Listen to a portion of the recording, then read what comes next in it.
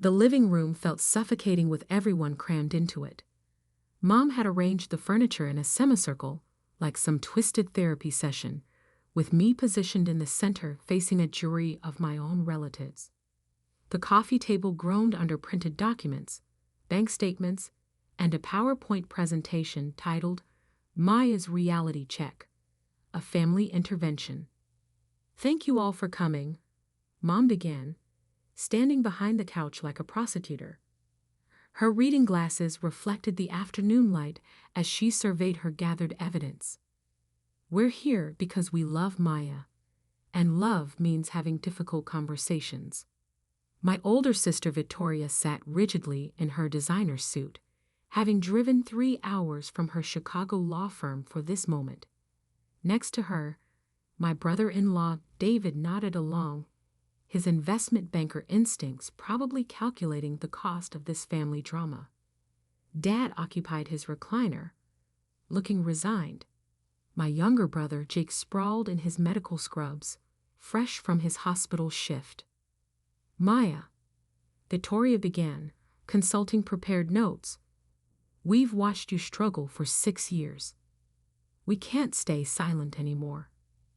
I sat cross-legged on the carpet in jeans and a Northwestern sweatshirt, feeling like a defendant in family court.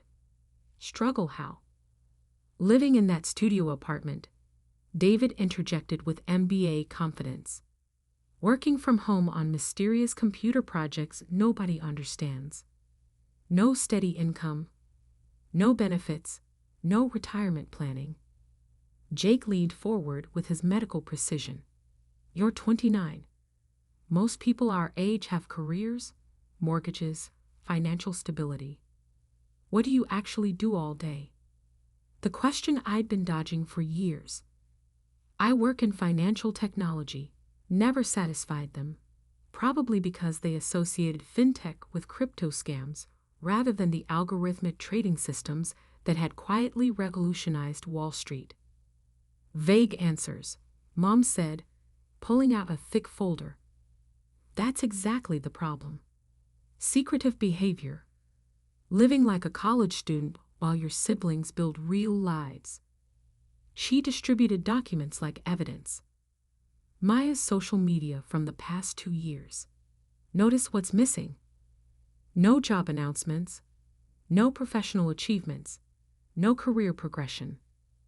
Victoria scanned the pages with prosecutorial efficiency. No LinkedIn updates about promotions. No photos from business conferences.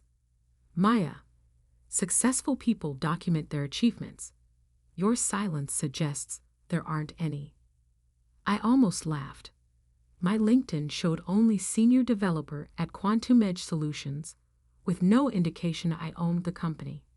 Professional discretion wasn't just advisable in fintech. It was essential when managing hundreds of millions in algorithmic trading. "Look at this lease," David continued, brandishing another document. $750 a month for a Lincoln Park studio. I pay more for downtown parking. "Because she can't afford better," Dad said sadly. "Sweetheart, there's no shame in needing help." Mom produced the main event, a glossy brochure for career counseling services. Dr. Rebecca Martinez specializes in helping creative types transition to stable corporate careers. "We've spoken with her," Victoria added. "She thinks you'd be perfect for data analysis or IT support.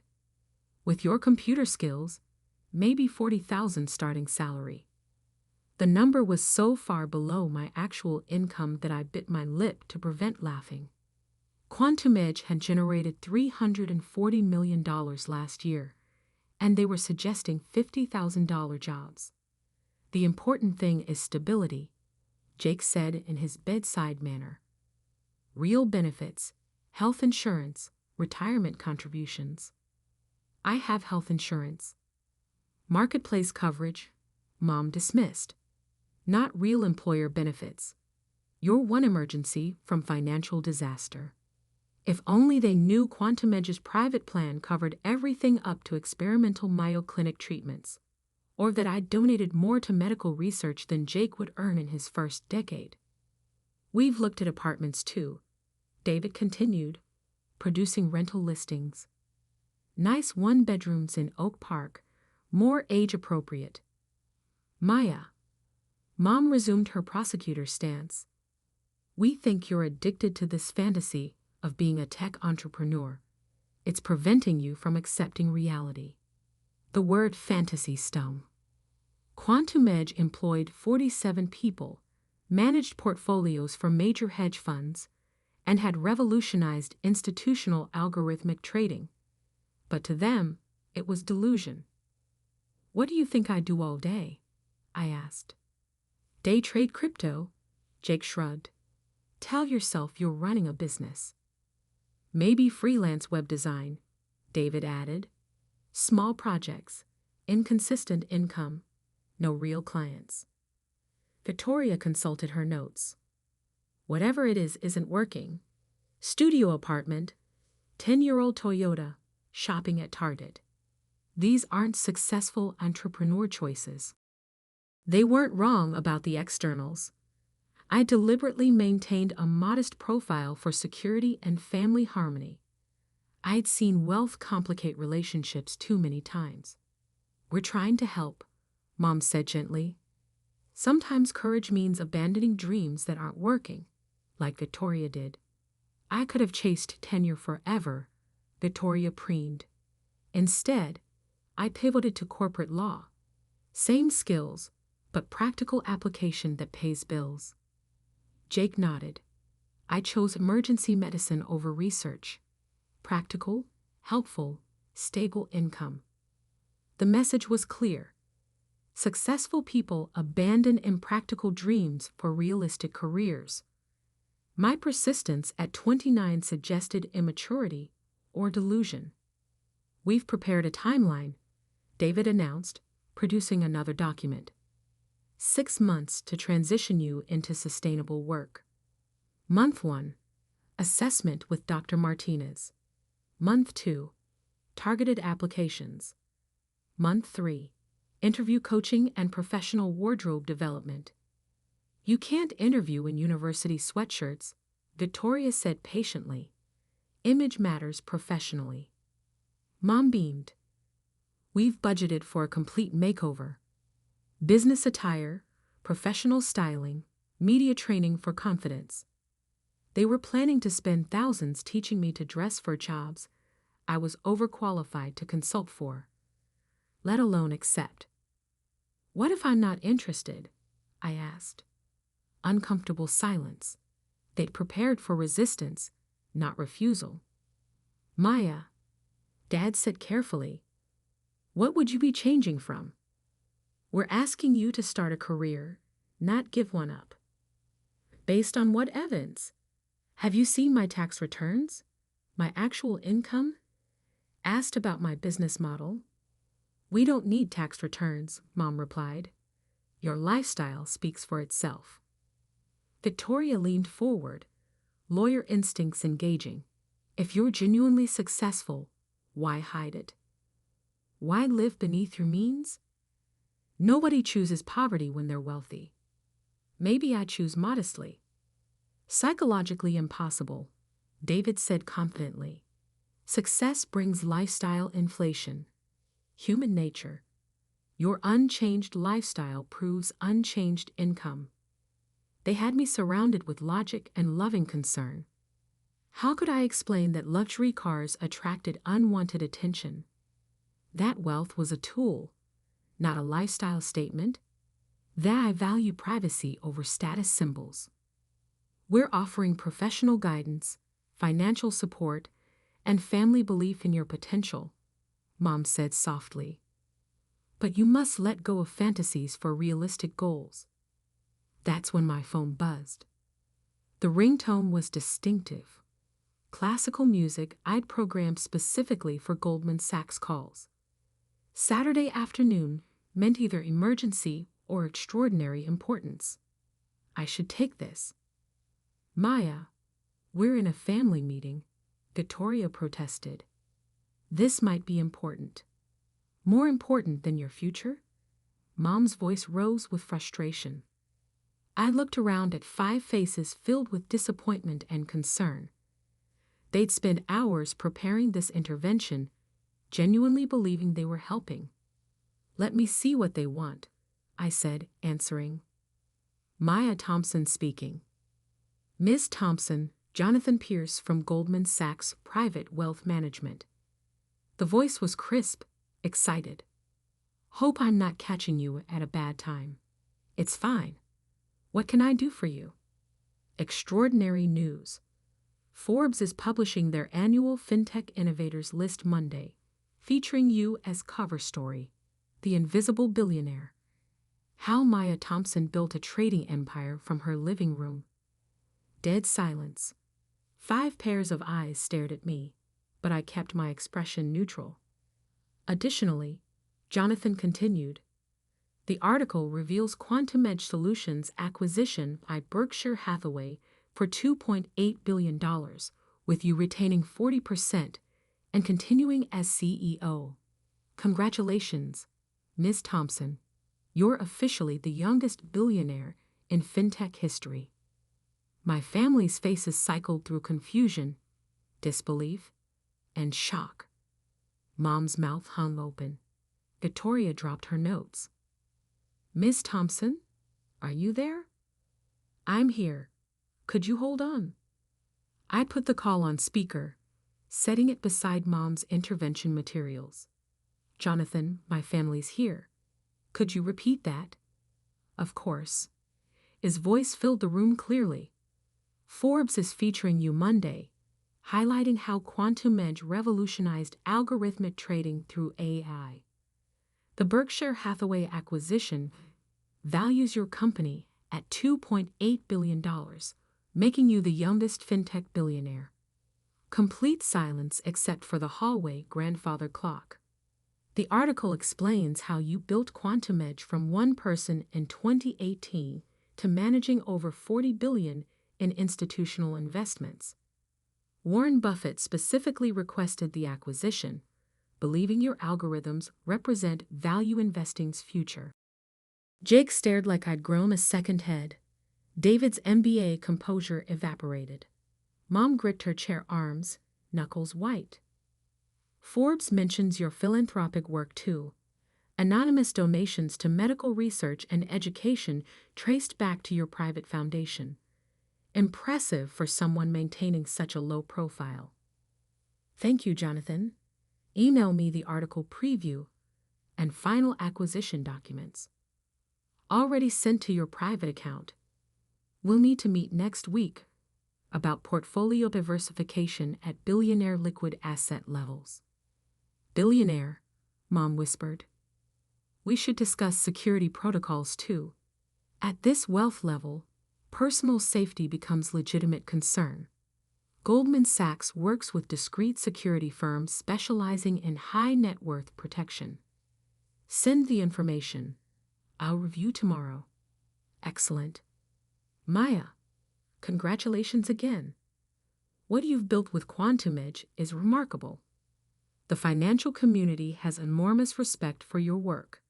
I ended the call and looked around at my family, who stared like I was a complete stranger. "So," I said quietly, "about that career counseling." Victoria found her voice first, croaking, "You're actually a billionaire." "As of the Berkshire acquisition, yes. But how?" Dad asked, his engineer mind processing the impossible. "How didn't we know?" "Because I didn't want you to know. Financial technology values discretion. When managing other people's money, the last thing you want is public attention or family drama affecting reputation." Mom shook her head slowly. "The studio apartment, old car, Target shopping, are choices, not necessities. When you're worth over $1 billion, possessions become tools rather than status symbols. I live modestly because it suits my lifestyle and business needs." Jake leaned forward, medical training analyzing symptoms. "Why hide it from family?" "Because of this." I gestured around.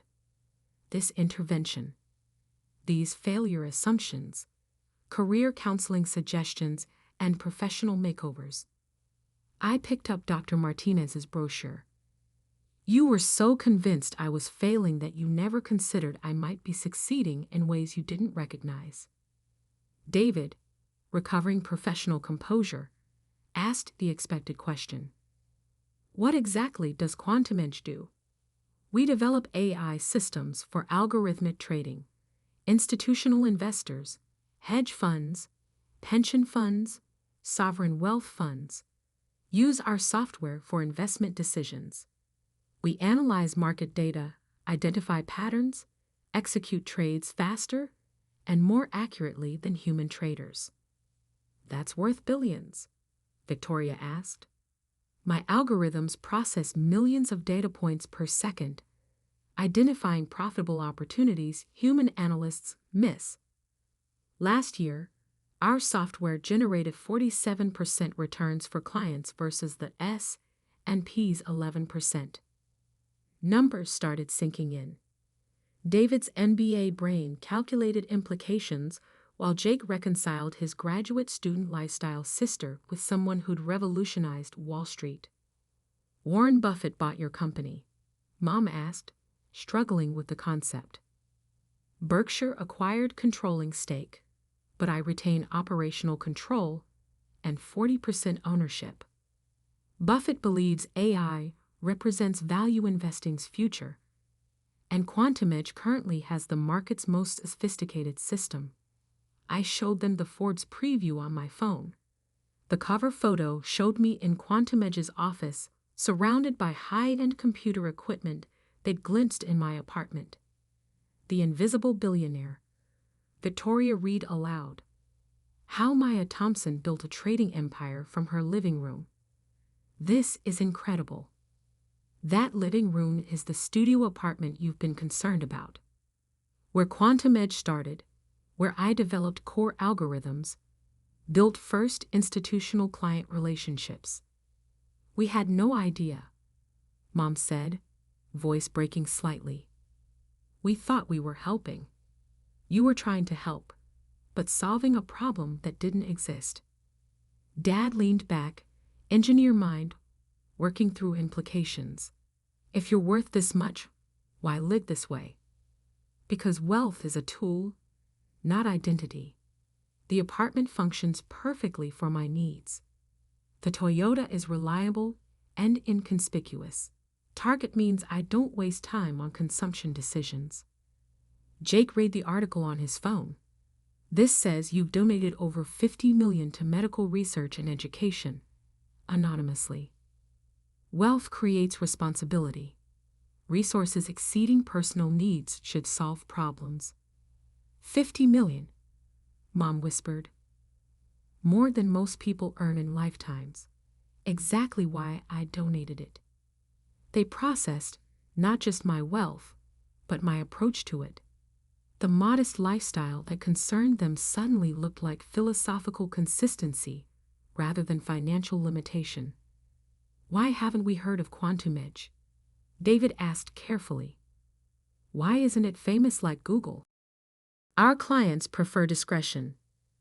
Managing $40 billion in institutional investments, publicity is the last thing you want. Fintech success measures returns and client satisfaction, not media coverage. I showed another email from CalPERS Pension Fund CEO. California Public Employees Retirement manages over $400 billion. They're thanking us for their best returns in a decade. Victoria read over my shoulder. They want to increase Quantum Edge investment by another $2 billion. Institutional clients don't care about flashy offices or celebrity CEOs. They care about results. My algorithms consistently outperform markets, so demand keeps growing.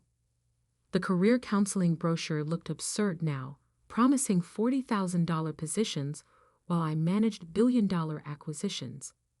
What happens now? Mom asked quietly. Back to work. The Berkshire acquisition creates new opportunities and responsibilities.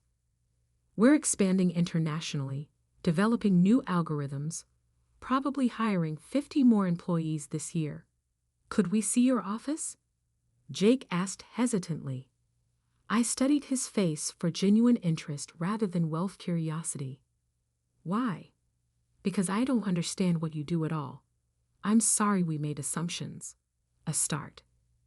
Not complete family dynamic transformation, but acknowledgement that their success definition had been too narrow to recognize what I'd built.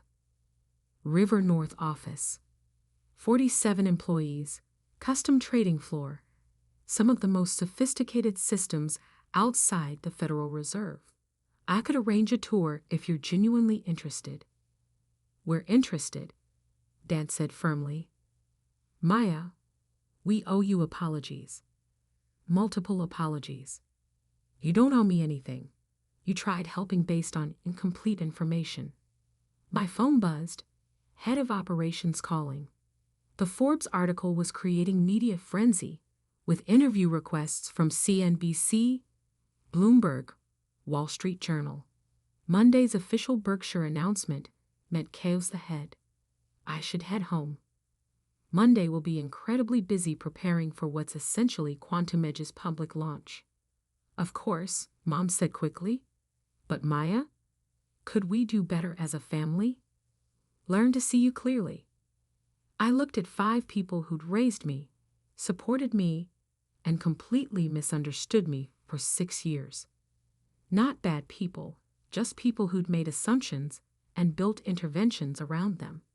I'd like that, but it means accepting success doesn't always look expected. Being curious instead of judgmental, asking questions instead of planning to fix non-existent problems. We understand, Victoria said, though I suspected understanding would take time translating to different behavior. Goodbye hugs felt different now, charged with new respect and honest relationship promises. Driving home in my 10-year-old Toyota, my phone buzzed continuously with calls from investment banks, VCs, financial journalists. The Forbes cover would transform me from invisible industry insider to public figure, with all accompanying complications. But for now, I was just Maya Thompson, returning to my Lincoln Park studio apartment where Quantum Edge had been born 6 years ago in a converted closet serving as my first server room. Tomorrow, the financial world would call me an overnight success, sudden Wall Street disruption. But I knew the truth. 6 years of deliberate choices, methodical planning, discipline to build something meaningful, while everyone who loved me most remained convinced I was wasting potential. The Berkshire acquisition was just beginning. Quantum Edge would enter new growth and influence phases, with resources for even more sophisticated trading algorithms. But at its core, the company remained exactly what it always was, where mathematical precision met financial innovation, success measured in results rather than recognition. Pulling into my parking space behind the studio building, I thought about next Saturday's family dinner. Probably different this time, with new dynamics and deeper conversations. Maybe they'd finally understand the daughter they tried fixing had never been broken.